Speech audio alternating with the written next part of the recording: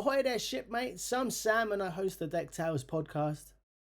Today the weather was so nice I couldn't bring myself to stay inside and edit, so I took it upon myself to get out the house and go do something a little different. I went over into town for a mooch about with absolutely no plan whatsoever, when suddenly I spotted this enormous wooden ship, squeezed between modern London buildings like history had accidentally parked in the wrong century. And not just any ship. I stumbled across the legendary Golden Hind, sitting proudly at St Mary Overy's dock near London Bridge. Honestly, the first thing I thought was, either I've travelled back to the 1500s or a pirate got a bit lost trying to find the Caribbean. The Golden Hind is a full-size reconstruction of Sir Francis Drake's famous Elizabethan galleon, the first English ship to successfully circumnavigate the globe between 1577 and 1580. Which, when you think about it, is basically the Tudor version of saying BRB, going around the block / the entire planet. Fun fact, the original ship was actually called the Pelican before Drake renamed it Golden Hind during the voyage. Apparently Tudor explorers love dramatic rebrands, almost as much as tech startups do today. Now the replica itself has its own epic history. This isn't just some movie prop floating on the Thames. The current Golden Hind was built between 1971 and 1973 in Appledore, Devon, using traditional shipbuilding techniques. And because somebody apparently looked at a 16th century wooden ship and thought, you know what this needs? More adventure. The replica actually sailed around the world too, completing its own circumnavigation in 1979. That means both the original ship and the replica successfully sailed around the globe. At this point, the Golden Hind has travelled farther than most people's Ryanair flights. Walking on board is like stepping into a floating time capsule. Tiny cramped sleeping spaces, creaky wooden decks, ceilings so low I was crouching below deck the whole time, and stairs designed specifically to test your knee joints. It also really makes you appreciate modern plumbing. Back in Drake's day, around 60 people lived on board this thing for years. 60! On a ship barely over 100 feet long. I get a bit frustrated when someone encroaches too far over on the armrest on the tube. One of the funniest facts is that Drake returned to England absolutely loaded with treasure captured from Spanish ships. In fact, historians say that the voyage made huge profits for England, so technically this ship was part exploration vessel, part floating treasure chest, and part highly aggressive international business strategy. And now it's peacefully docked in London, letting tourists climb around pretending they know how sails work. The ship has been moored at St Overy's dock since 1996 and become one of Bankside's most iconic landmarks, which feels oddly fitting. A legendary explorer's ship ending up parked beside coffee shops and commuters eating meal deals. Honestly, that's peak London. One minute you're walking past Borough Market, the next minute you're standing on a 16th century warship wondering whether you'd survive 5 minutes as a Tudor sailor. Spoiler alert, I absolutely would not. Accidentally stumbling onto a piece of world history hidden beside the Thames is exactly what London does best. As mentioned at the start of this video, I had no plan whatsoever, and after I checked out the Golden Hind I was up for anything. So I took a quick walk through Borough Market to see all the tourists enjoying the artisanal things on offer, passed around the corner and picked up one of my favourite snacks, a banh mi sandwich from an amazing Vietnamese place. Phoa! Oh man, that sandwich was so good.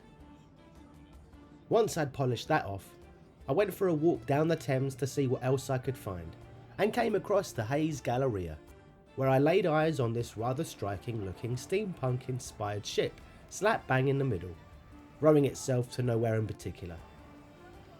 It looks like Captain Jack Sparrow and a Victorian engineer had a very confusing collaboration.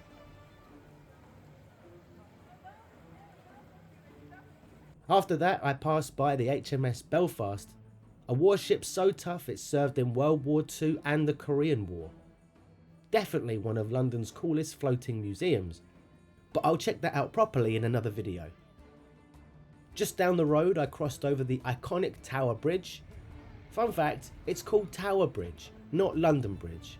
Every tourist gets them mixed up, which is a bit awkward when you're standing in front of the wrong one. Just a bit further up you have the Tower of London, followed by the Tower Hill Memorial. And it's one of those places that's easy to walk past, but it really deserves a moment. It commemorates more than 36,000 merchant sailors and fishermen who lost their lives during the First and Second World Wars and have no known grave. Unlike soldiers on the front lines, these were ordinary people doing extraordinary jobs, delivering food, fuel, supplies and equipment across dangerous seas. Without them, Britain simply couldn't have kept going. What I find really moving is that the names carved into these walls aren't famous generals or politicians. They're cooks, engineers, deckhands and captains, people who probably never imagined they'd become part of history. In a city full of huge landmarks, this is one of the quieter ones, but it tells an incredible story of courage, sacrifice, and the thousands of people who kept the world moving, even in the darkest of times. I didn't have a plan still, and I thought it best to keep it that way, so I did a quick Google search and learned that over in Rotherhithe I might find a few more gems in relation to a bit of maritime history. I got off the tube and squirrel! Sadly discovered that the Brunel Museum was closed, a place where you're basically inside history, where they built the Thames Tunnel, aka the world's first underwater underground. No matter though, as now I was on Rotherhithe Street, which back in the day was one of London's busiest dockside areas, packed with ships coming in from all over the world with tea, spices, timber, and probably a few sailors who got lost on the way back. It was basically London's global trade hub before airports existed, just with more fog, chaos, and significantly worse navigation apps. If your phone had been here then, it would have probably just said recalculating route via the Atlantic. Cumberland Wharf is basically where the Mayflower story kicks off. Yes, the Pilgrims likely set sail from here in 1620 before heading off to America like they booked the world's most stressful group holiday. The sculpture here named the Pilgrim and Sunbeam Weekly honours that voyage.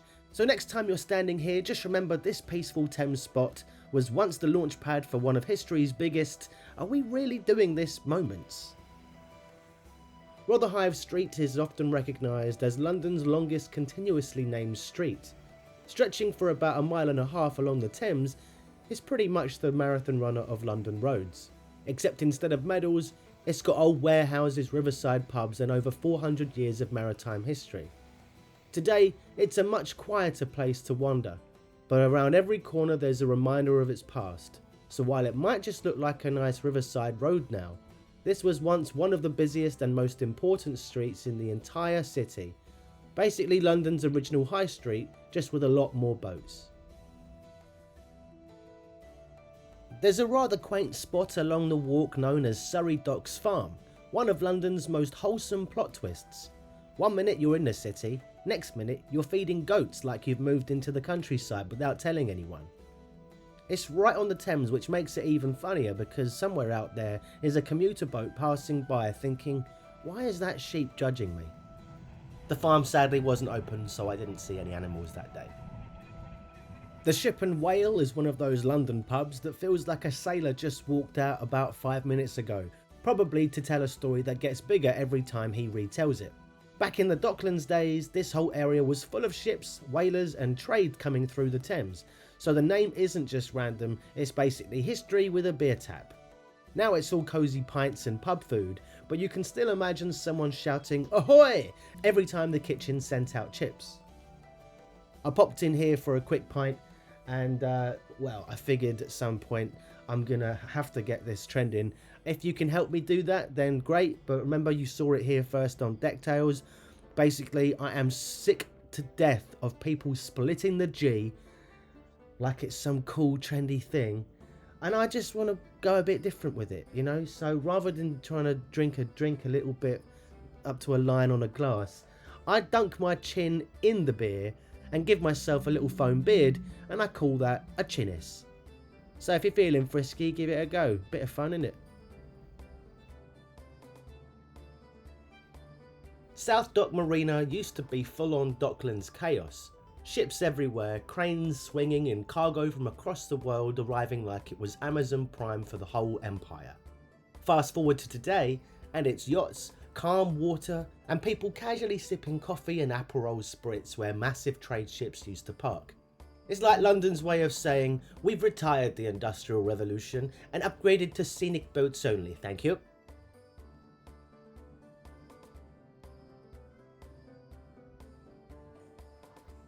In my experience, when you plan something and it doesn't go to plan, then you'll be disappointed. But sometimes if you plan nothing, then everything's a bonus. Now the skeptics among you might think I planned this, but I swear I didn't. As I was walking, I kept checking Google Maps for points of interest, and I saw there was a pin for the Golden Hind dry dock site. I walked around and couldn't find an entry point, so inside Peeps Park I stood on a small hillock next to a slide, and with my phone on a fully extended selfie stick raised high above my head, I got this shot. As you can see, there's nothing really there, but I thought it was serendipitous to have ended my day where it sort of began. A bit further up the road there's a plaque on a wall explaining the dry dock site. In simple terms, it says that in 1581 Queen Elizabeth I basically parked Sir Francis Drake's ship the Golden Hind right here in Deptford as a floating "we did it" trophy, after he became the first Englishman to circumnavigate the globe. She even threw a banquet on board and then knighted Drake right there on deck. Drake's voyage helped kickstart English global exploration and trade, while also boldly claiming parts of the world for England, which is history's way of saying this trip got complicated. And the Queen's vibe, pretty much the sea belongs to everyone, like a really early version of no gatekeeping the ocean. So that concludes my random day out for today. If you've enjoyed this video, don't forget to drop us a like on the way out. Where should I go and visit next? Let me know in the comments below. I've been your captain, Sammy Catlin. Until next time, fair winds, smooth sailing, and may your adventures be as unforgettable as those shared here on Deck Tales. Bon voyage!